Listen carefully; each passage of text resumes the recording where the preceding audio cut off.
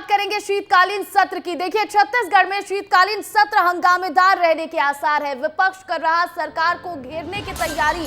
16 से 20 दिसंबर तक शीतकालीन सत्र चलेगा और धान खरीदी में अव्यवस्था का मुद्दा उठाएगा विपक्ष। बिगड़ते कानून समेत अन्य मुद्दों पर सरकार को विपक्ष घेरता नजर आएगा। विधायकों ने लगाए हैं ऑनलाइन सवाल और अब तक 639 सवाल विधायक लगा चुके हैं। तो देखिए, छत्तीसगढ़ में शीतकालीन सत्र की तैयारी चल रही है। ऐसे में विपक्ष सरकार को घेरने की तैयारी कर रहा है। इस खबर पर अधिक अपडेट के साथ कोमन साहू लाइव जुड़ गए, सीधा उनका रुख करेंगे।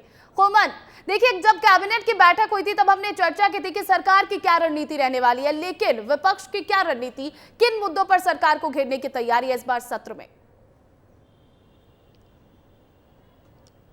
देखिए, इस बार का जो शीतकालीन सत्र है, प्रतिज्ञा कितना हंगामेदार होने वाला है, क्योंकि अभी सत्र ही नहीं हुआ है और 639 से ज़्यादा प्रश्न लग गए हैं, जिसमें धान खरीदी में जो अव्यवस्था हो रही है उस तरीके के प्रश्न, इसके अलावा बिगड़ती कानून व्यवस्था का जो प्रश्न है, इस तरीके के प्रश्न जो है कांग्रेस के विधायक लगा रहे हैं। तो समझ सकते हैं कि शीतकालीन सत्र इस बार कितने हंगामेदार रहने वाले हैं। कांग्रेस के विधायक अभी से तैयारी कर रहे हैं, सरकार की जो नाकामी है 1 साल की उसको लेकर प्रश्न लगा रहे हैं और यही कारण है कि अलग अलग विधायकों को कांग्रेस पार्टी इस बार जिम्मेदारी भी देने वाली। शीतकालीन सत्र में 4 दिनों का मात्र सत्र होने वाला है और उसके पहले 639 प्रश्न लगा दिए गए। तो समझा जा सकता है किस तरीके के जो हंगामेदार इस बार का शीतकालीन सत्र रहने वाला है। हालांकि सरकार की अपनी तैयारी है, लेकिन कहीं ना कहीं कहा जा सकता है कि आने वाले दिनों में जो 4 दिनों का सत्र है, 16 से 20 दिसंबर तक जो सत्र होने वाला है, कांग्रेस के विधायक अलग अलग मुद्दों को लेकर लगातार प्रश्न लगा रहे हैं। कोमन, अभी संसद की कार्यवाही भी चल रही है, राज्यसभा लोकसभा में भी शीतकालीन सत्र चल रहा है, लेकिन विपक्ष जिस तरह से हंगामा कर रही है